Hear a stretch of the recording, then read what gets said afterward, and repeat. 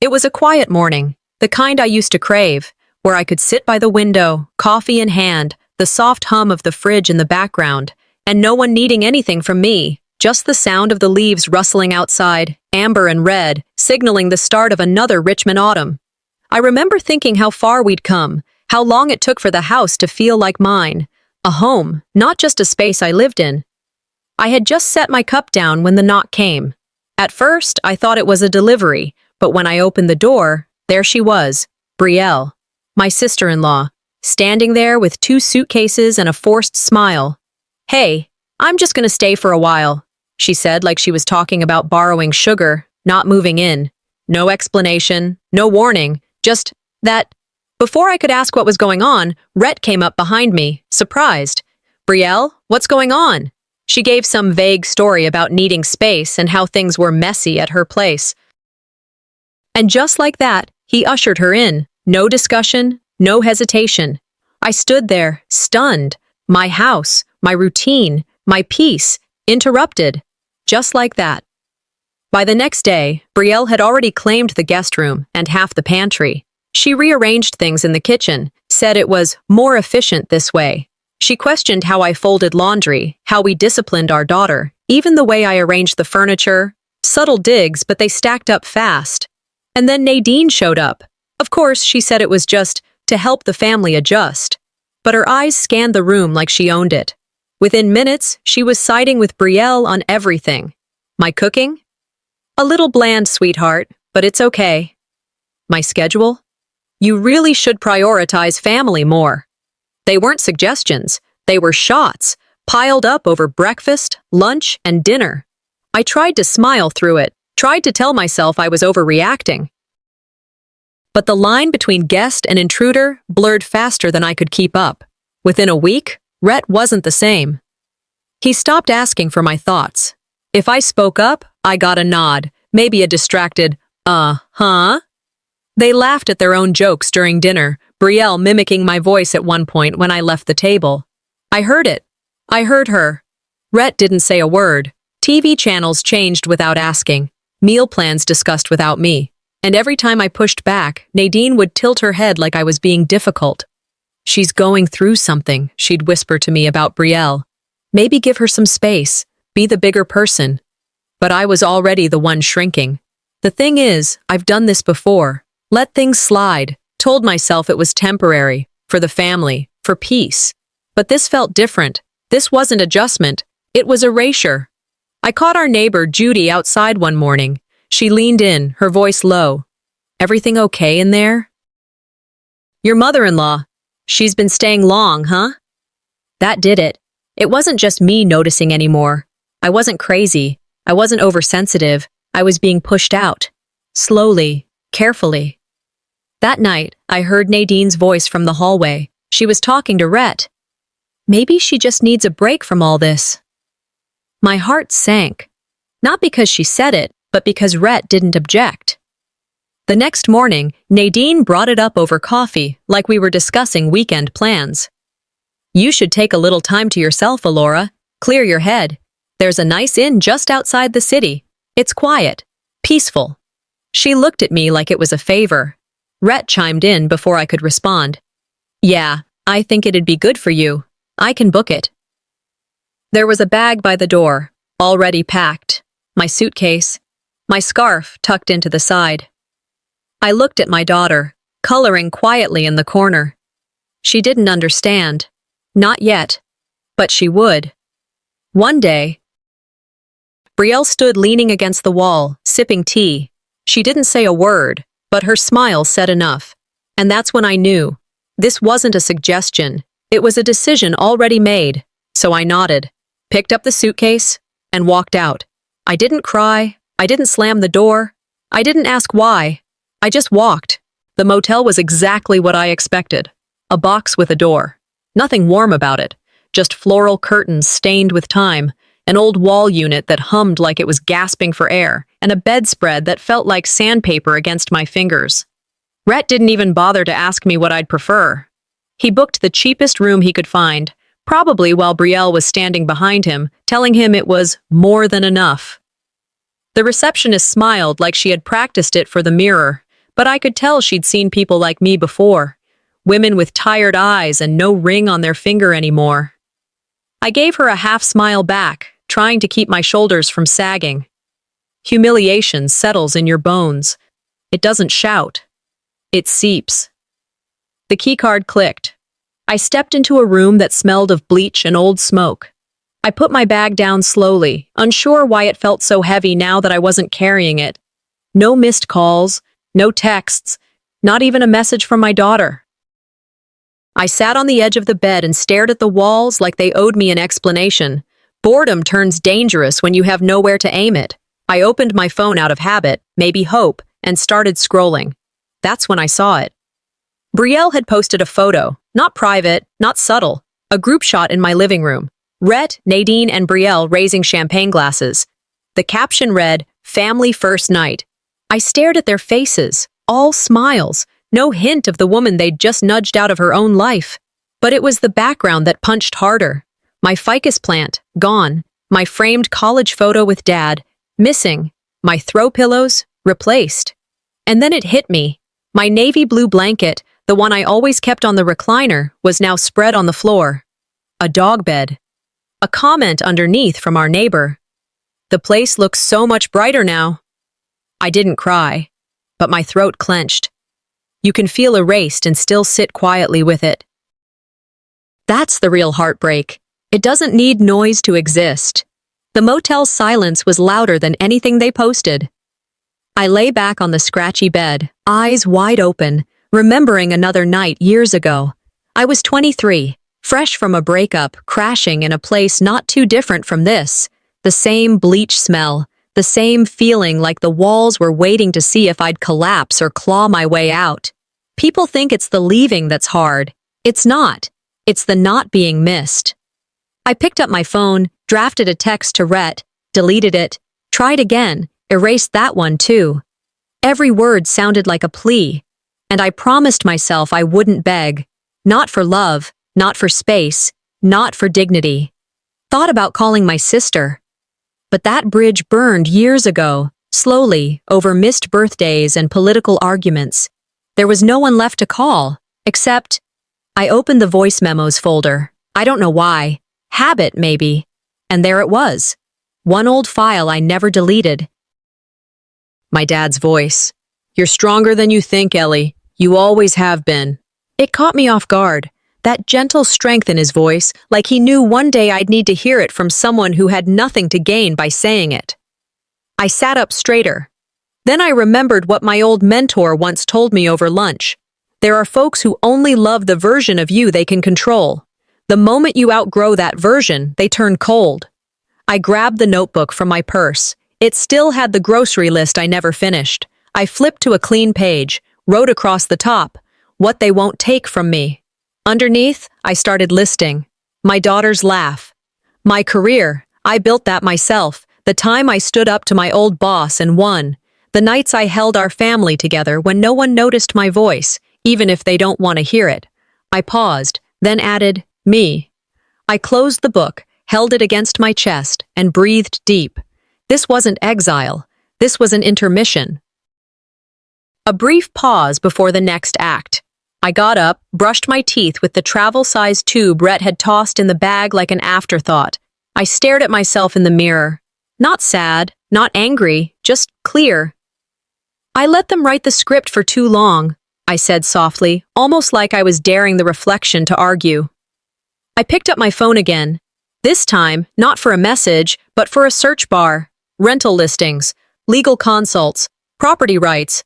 It wasn't about going back. It was about going forward. My way. I walked to the window, drew the curtains shut, and whispered to the dark room. Let's see what they do when I stop playing nice. I woke to the whine of a truck outside and the ache in my back from that thin motel mattress. The room was stale, like it had given up on air. I sat up, blanket twisted around my legs, and for a second I wasn't sure where I was. Then it came rushing back, the suitcase, the silence, the message from Brielle that never came. I dragged myself to the bathroom and stood over the sink. As I brushed my teeth, something Rowena said years ago came back to me. Family's just a matter of who holds the reins. She'd said it with that smug tone, like she was talking about horses, not people. At the time, I'd laughed, awkwardly. Now I heard it like a threat I hadn't understood until too late. I saw her again in my mind. Thanksgiving, a house full of people, and me at the far end of the table. She made a point of correcting everything I said, pointing out I brought store-bought pie. Some folks think being invited means they belong, she'd said. Rhett didn't say a word. Just kept eating, eyes down. That was the first time I realized silence can be as cruel as any insult. It had always been like that. The signs were there. I just kept smoothing them over, patching up cracks that weren't mine to fix. And now I was here, brushing my teeth in a motel bathroom, replaying moments I should have walked away from years ago. A text lit up my phone. Bernice. I hadn't spoken to her since the last block party, and even then, it was small talk over lemonade. Alora. I can't stay quiet anymore. Can we talk? Off the record. She lived 2 houses down. Quiet, always watering her roses. I didn't know what she could possibly have to say, but something about the message made me move. I pulled on jeans and a hoodie, grabbed my keys, and walked toward the diner at the end of the block. The air was damp and the sidewalk cracked, but it gave me something to focus on besides my heartbeat. The diner was half empty. I took a booth near the window, ordered coffee, and waited. My phone sat face up on the table, daring me to look away. I kept staring out the window, thinking about all the people who had seen this unfold. Neighbors, friends, even family. How many watched it happen and told themselves it wasn't their business. Then the phone rang. Bernice didn't waste time. You're not crazy. They've been planning this for months. My hand tightened around the mug. She said she overheard Rowena and Nadine on the porch one afternoon. They were talking about resetting the house, saying I had gotten too comfortable. That word, comfortable, hit harder than I expected. She told me about a night when she saw Rhett and Nadine in a tense conversation near my driveway. Nadine told him, "You're useless unless you get her out." And Rhett, he didn't argue. He just stood there like a boy who lost the game and didn't know how to say it. Bernice paused. I could hear her breath hitch. I didn't think it was my place, but that night, seeing you with your bags, standing in the dark, I knew I messed up. I closed my eyes. Better late than never, I said, and for once, I meant it. Back in the motel room, I pulled out my notebook. I wrote down every odd moment that had been eating at me. Nadine's sudden invite to brunch 2 weeks ago, Rhett's mood swings, the bills that never arrived. None of it was chance. It was coordination. They counted on me not pushing back, I said to the quiet room. But now? I opened my browser and searched for state laws on spousal property. I didn't understand every word, but I didn't need to, not yet. Just enough to see that I wasn't powerless. You can't undo the betrayal, I murmured, but you can outgrow its shadow. I thought about every little thing I'd done to keep that family together, every birthday planned, every grudge smoothed over. I gave so much of myself and they treated it like background noise. What would it look like if I put that energy into protecting myself instead? I made a list. Call a lawyer. Move savings to a new account. Speak to Brielle's school counselor.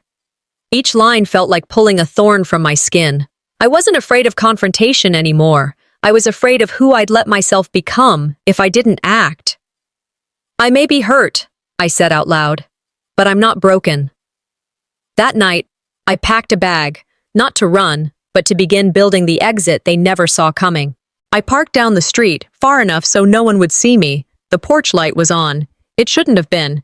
For a minute, I sat there with the engine ticking, hands gripping the wheel. This house had been mine, ours. Now it felt like a stage I'd been written out of. The front door gave a small, dry groan as I turned the knob.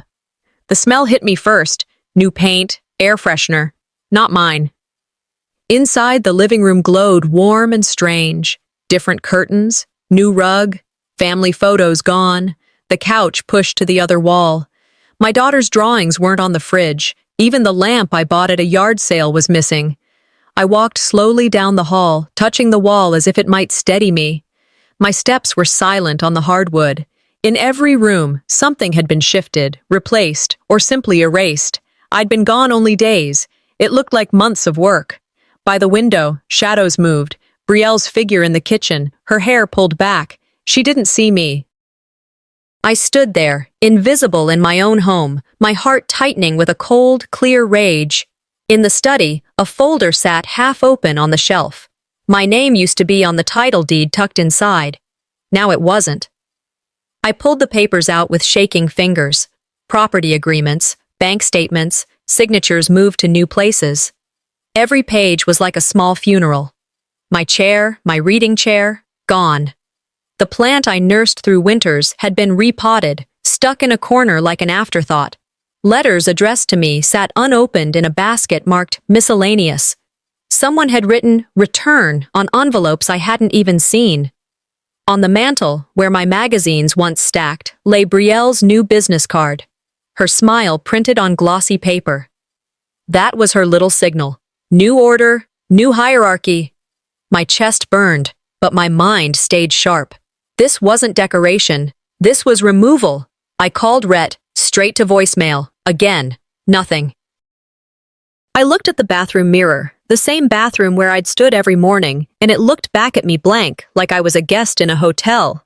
I knocked on Brielle's door upstairs. Locked. Open up. Silence. I tried Nadine's room. Locked too. Talk to me. More silence. Not even a whisper of movement. They weren't just ignoring me. They hadn't expected me to come back at all.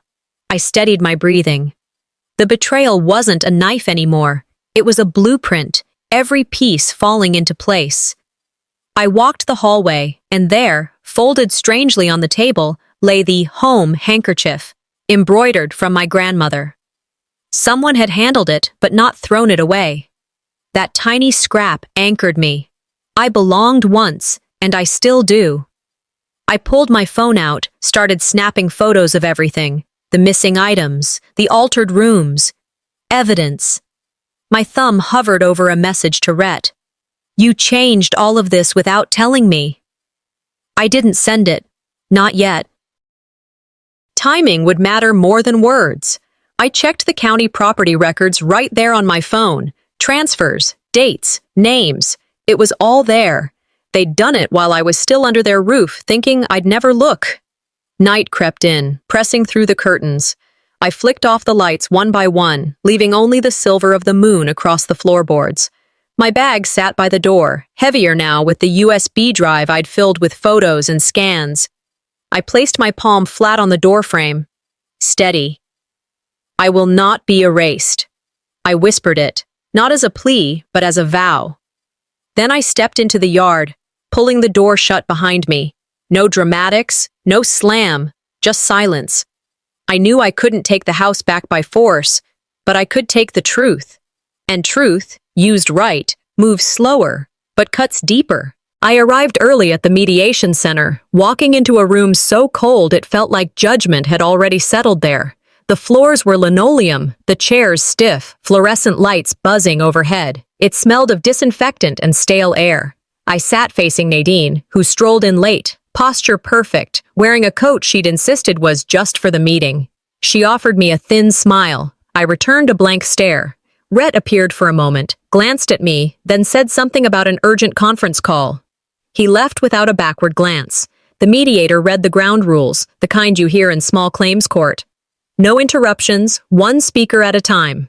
I nodded, but I knew that room was anything but neutral. Nadine leaned forward, whispering, "You really want to drag this out in front of everyone?" Her tone was soft, poisonous. I pulled from my folder a copy of the deed. My name, erased. I let the paper slip onto the table so everyone could see. The mediator straightened. Nadine fished out a sheet of her own. "Agreement," she said, "one supposedly signed by me months ago." I glanced at it. The name was mine, but the signature was off. "Forgery is a crime," I said, voice clear enough for the room. I waited. Nadine's lips tightened. She didn't deny it. Instead, she asked, "Are you sure you want to make this public?" The implication, if I moved forward, there would be fallout. I leaned in. I told them how I'd been cut off from bank access, how bills had been redirected, how the house had shifted without my knowledge. Each small move they made, Redecorating, changing locks, erasing my name was part of something larger. It wasn't a power grab. It was a campaign. The mediator asked me whether I wanted to proceed. I nodded. This is just my opening statement. Nadine's composure flickered. For a moment, I saw surprise behind her eyes. Then I stood. I handed her a letter. Cease and desist for slander. Reclaiming personal property, restoring my role in this family's life. I looked her dead in the face. The next time you lie, do it under oath. No swagger, no fury, just certainty. Silence spread. Nadine snorted but said nothing. She turned and walked out. I walked behind her, head held level. I wasn't victorious, but I was solid. Anchored. Outside, I exhaled a breath I didn't know I'd been holding. I stepped across the street to a small coffee shop across from the courthouse. Warm light, dark roast, solitude. I opened the agreement document under the lamplight. The forged signature.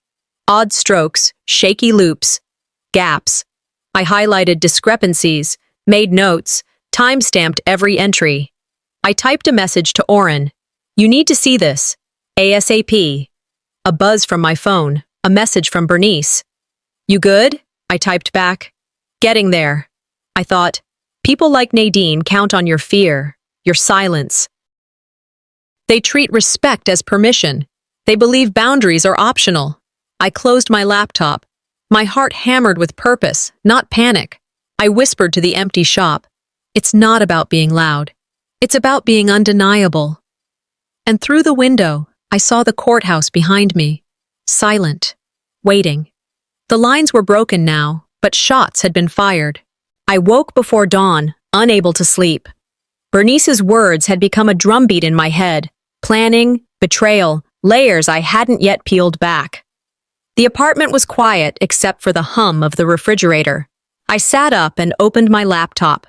There it was, an email from Tamsin titled January Invoice.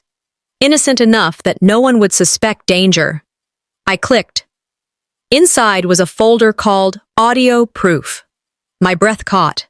I hovered over the file, heart drumming too loud. Then I opened it. Nadine's voice came first. We'll move her out quietly tonight. Rhett's voice followed, resigned. She won't even see it coming. I replayed it. Transcribed key lines. The evidence sat between me and certainty. My pulse pounded. I closed my eyes and inhaled. This was no longer suspicion. This was proof. A soft knock. Tamsin slipped inside, carrying a manila envelope. Her face was taut, anxious. She sat opposite me, placed the envelope on the table. I've held this for years, she said. Her hands shook as she opened it. Letters, memos, photographs, all implicating Dahlia. She told me how Dahlia derailed her career early on. Whisper campaigns, manipulated contacts, sabotaged funders. These documents proved it. I thumbed through the papers. Vindication stung more than grief. I looked up at Tamsin. She'll retaliate. Her eyes held fear. I tucked the evidence carefully. It felt like armor. Later, I called Rhett, video call. His face flickered on screen. Without preamble, I played the recording. Nadine's and his voices filled the room again. Rhett's color drained. He stuttered denial, but I had timestamps, I had witnesses. He couldn't escape. Is this betrayal worth exposing? I asked internally. I remembered Brielle's smirk the night I left, the small triumph in her eyes. It all led here. This was no longer about me taking back what I lost. It was about revealing the lie behind everything. I drafted a brief public address in my head. Then I forwarded the audio and documents to Oren, typed notes, passwords, account transfers, notifying allies. My phone screen flashed with a car parked outside. I saw movement beyond the curtain. I practiced my tone out loud, calm, unwavering. Night fell, cold and deep. I sat in darkness, listening. I rehearsed the lines for Heidi, Bernice, supporters.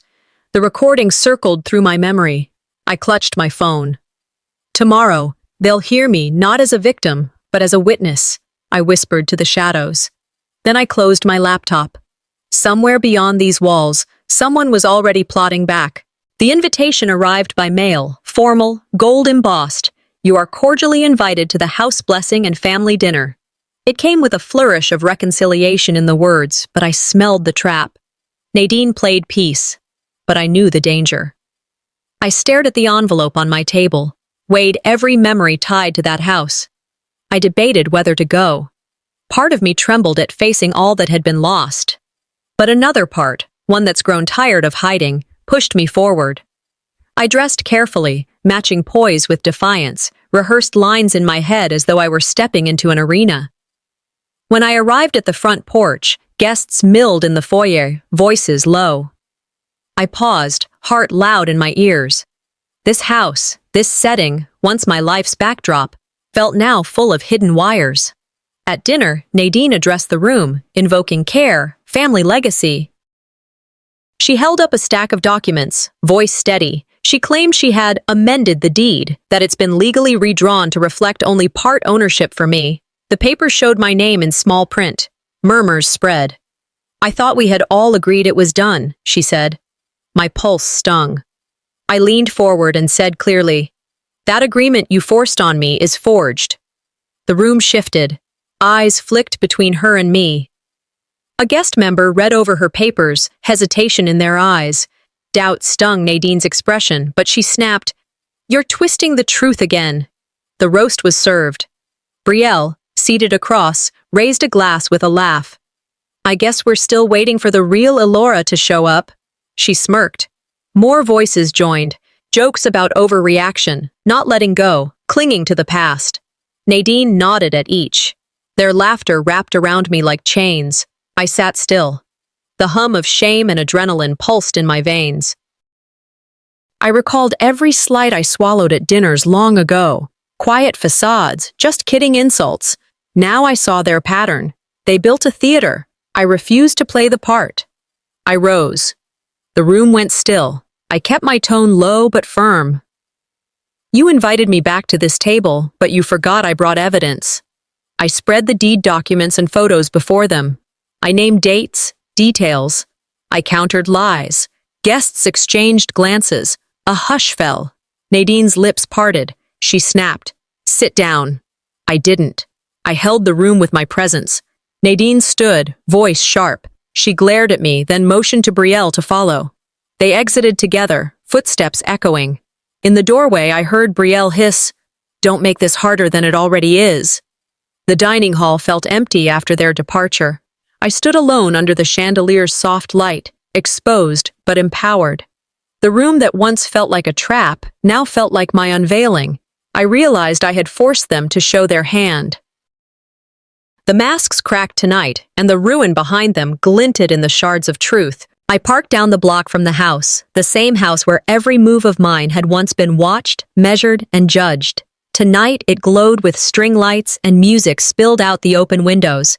My dress was simple, dark, unassuming, but I felt like I was stepping into a courtroom, not a party. I took the side entrance, past the kitchen door, slipping along the corridor where guests hung coats. Laughter rolled from the main hall. I heard Nadine's voice, smooth, deliberate, announcing Betrayal as the new pillar of this home. My breath caught. This was the stage I'd been building toward. I pressed the earpiece in my ear, Keely's voice waiting on the other end, and fixed my eyes on the double doors to the hall. Keely whispered through the line, 3, 2, 1, check your phones now. All at once, the room inside buzzed. Guests reached for their pockets. Screens lit up, emails opening. On the big screens mounted near the bar, my name appeared on the original contract for the disputed project, the proof everyone had been told didn't exist. Keely had broadcast it to every guest, every phone. Gasps cut through the music. Nadine's hand flew to her chest. Betrayal's glass trembled, wine spilling down her dress. Rhett stepped forward. "That's not—" and then stopped, eyes darting. I stayed in the doorway, letting silence fill the space. Nadine's voice wavered. "This has been manipulated." I walked into the center of the hall, steady but not stiff. "This isn't manipulation," I said, my tone level. "This is history." I scanned the faces, men and women who'd been in meetings, who'd watched me work for years. "You know I built this," I said, and you know I was pushed out. Brielle protested, voice rising. You're making this about you again. I countered each line with facts, dates, names. The murmurs shifted. Some nodded, some looked away from Nadine. The energy in the room tilted from laughter to tension. A hush fell when the music cut. The screens flickered again. This time it wasn't an email. A video began to play, grainy footage of Nadine and Rhett in a private conversation. Her voice was cold, unmistakable. We'll start tonight. We'll move her out quietly. His answer a low, yes. The audio matched the recording from weeks ago. Gasps, cries, guests turned to Nadine. Brielle's face collapsed, her mouth opening but no words coming. I watched Nadine's composure drain, her lips pulling tight as though she'd been unmasked in her own theater. I stepped to the microphone at the front of the hall. This house was never just theirs, I said, my palm on the built-in shelf I'd designed myself years ago. It is mine, and I never needed anyone's approval to build it. My voice was low, deliberate. You can't remove me from what I built. I didn't raise my arms or wait for applause. I stepped back, letting the room absorb what had just been shown. The string lights flickered above, muted against the crowd's silence. I had not come to accept defeat. I had come to deliver my verdict. Sunlight streamed through the thin curtains, spilling across the hardwood floors of the small rental apartment. I sat up slowly. No alarm, no one calling my name. Just silence. That kind of quiet used to scare me. Now, it felt like a clean slate. My journal lay open beside the bed, last night's thoughts still scribbled across the page. Peace feels unfamiliar, but it fits. I swung my legs over the edge and stood, barefoot against the cold floor, taking in the view. On the table sat scattered fragments of who I'd been. A faded photo of me at 25, wide-eyed and stubborn. The old design book with cornered pages, legal documents signed and sealed. I poured a cup of coffee and sat with it in both hands. My phone buzzed. Oren. I opened the message. Settlement confirmed. Full rights are now legally recognized. That was it. No fireworks. Just a quiet line of text. And with it, a sense of steady, grounded strength settled in me, like a storm had finally passed, and I could hear my own voice again. A few mornings later, I was rearranging sample boards when the buzzer rang. I wasn't expecting anyone. When I cracked the door, there he stood, Rhett. No suit, no performance, just a man with tired eyes and hands tucked deep in his coat pockets. "Can I come in?" he asked. I stepped aside. He didn't sit, just paced a bit, then stopped. "I should have stopped her," he began, avoiding my gaze. "I should have said something, but I didn't know how to get out without setting fire to everything." He turned toward me. "I miss us, Elle. I miss what we were before all of this. I thought maybe we could rebuild, just the two of us." I didn't move. I let him say it all, every line he'd rehearsed. Then I answered calmly, "You had your moment to stand with me. Silence was your choice." His mouth opened slightly like he wanted to argue, but no sound came. I walked to the table, picked up a folder, and handed it to him. "Thank you," I said. "Because of you, I know exactly what I can survive." He nodded, still searching my face for a crack. But I'd already closed that door inside myself. He didn't leave immediately. There was a long silence between us, like a room slowly emptying out of old air. Then he said, "If I left them, if I walked away from all of it, would you come with me?" I smiled, not cruelly, but with the kind of kindness you give to someone who no longer has power over you. "I'm not here to rewrite the past. I'm here to own my future." I placed a sealed envelope into his hand. "This isn't for collaboration.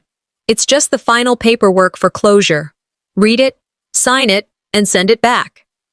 He stared at it, and something in his posture broke, like he'd finally realized I wasn't asking for anything anymore. The goodbye didn't need words. He just nodded, once, and left. Later that week, I met with a young entrepreneur named Dara. She was sharp, quick-talking, and full of ideas.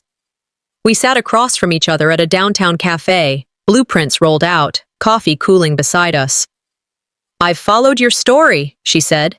They called you the woman who turned betrayal into blueprint. I laughed softly, not out of bitterness, but recognition. We drove to a site she was considering, a vacant warehouse near the edge of town. I want this to be a space for designers who've been locked out, boxed in, overlooked. A hub, she said. As I walked through the open frame of what used to be a loading dock, something clicked.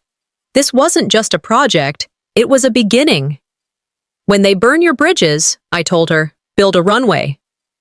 That evening I returned home, muscles aching, but in the best way. I sat at my desk, picked up my journal, and wrote the simplest line I'd written in months. I left the house they built, but I found the life I designed. I placed the journal on a shelf beside new plans, still in progress. Then, I noticed something on the floor by the door. An envelope, no return address, just my name. I picked it up, slid it open, read the first line, and froze. I thought the chapter was closed, but someone else was holding the last page.